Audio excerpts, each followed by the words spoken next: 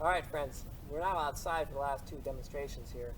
In this case we're going to be using what's called the aquapod, and that tool is going to help us launch a water and air bottle rocket. This is going to be used for demonstrating Newton's third law. For every action there's an equal and opposite reaction. In this case, the action is going to be the force of the pressurized air and water coming down out of the bottle, and the reaction is the rocket or bottle, in this case, going up into the air. Now the aquapod is this nice little device. It's pretty stable, and they actually give you a kind of a horse-shaped ring to push into the ground to make sure it doesn't go anywhere. I will tell you from experience though that that doesn't work very often, especially if your ground is not really nice sod. If it's rocks and whatnot, which is what my playground is, you have problems. So I'm giving you a board, a piece of plywood, 2x2, and I've drilled some holes in it. And you can use a zip tie or a piece of string or a piece of wire. It's totally up to you. You're just trying to secure this to the board. And the reason you want to do that is because in order for this to work, you're going to have to pull back on this lever with a piece of string.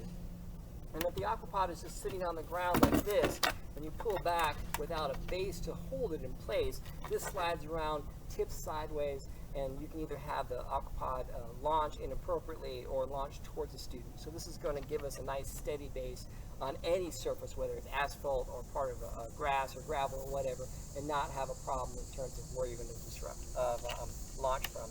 Now there's a couple nice things about this thing. First of all, there is a safety valve in here, so if you overpressurize the bottle, the water is going to leak out. You'll hear it leak out, and you will have already exceeded the capacity, which is 85 pounds per square inch.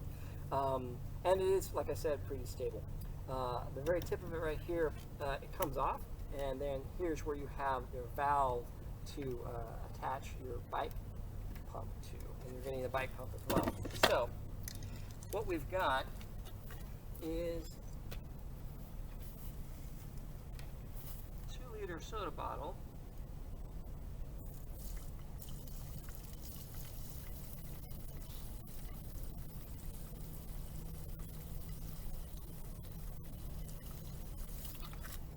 And I'm going to fill it up with a little bit of water.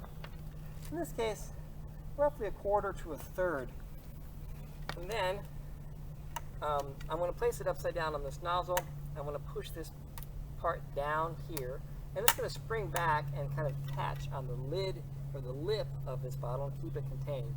Now, before you launch, and every few launches, what you want to do is use a little bit of dish soap and rub it around on this side so it's got a little bit of lubrication. Otherwise what happens is that this can tend to get stuck and not launch properly. So I've already put some dish soap on it. I'm going to turn this over pretty quickly, push it down all the way, and you can see this little clip has come back. Now I can take this clip and move it without any problem because I have not pressurized this. It just has a little bit of water inside. Now while you're doing this, you know, I have this little face shield on for COVID. It is clearly not a safety device for terms of science. So when your kids are doing this, please make sure that they have safety goggles on. The bike pump we have is nice because it has a pressure gauge on it. And like I said, about 85 pounds per square inch is the pressure that we can safely launch this from. We're going to do a little bit less than that. We'll do about 60. So every time I push down on this, you can see some of the bubbles coming up. I'm building pressure inside of here.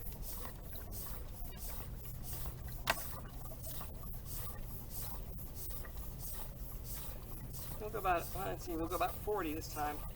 Launch from there. So once it's there, what I always do is I always put this down so it's not in anyone's way so people don't trip on it. But I don't disconnect it. You don't have to do that. The nice thing about the package is that they give you a nice long release string. They also give you some extra O-rings, which you'll have to replace eventually because they'll wear out.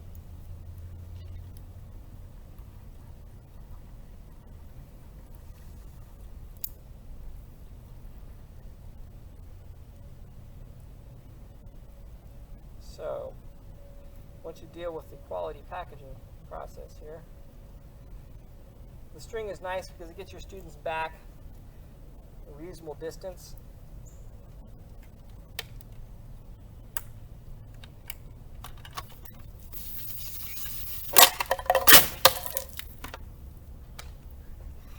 That would be what not to do.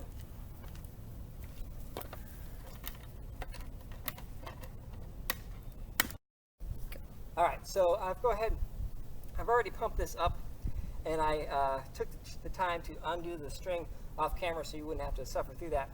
Now the aquapod's ready, the pump is down.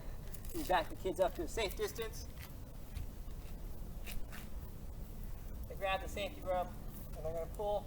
Always in a countdown. 5, 4, 3, 2, 1.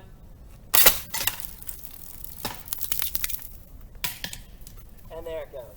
Now, of course, you can't see it with the camera, but it went up in the air about 100 feet, and that's a pretty consistent launch. Now, that's pretty good.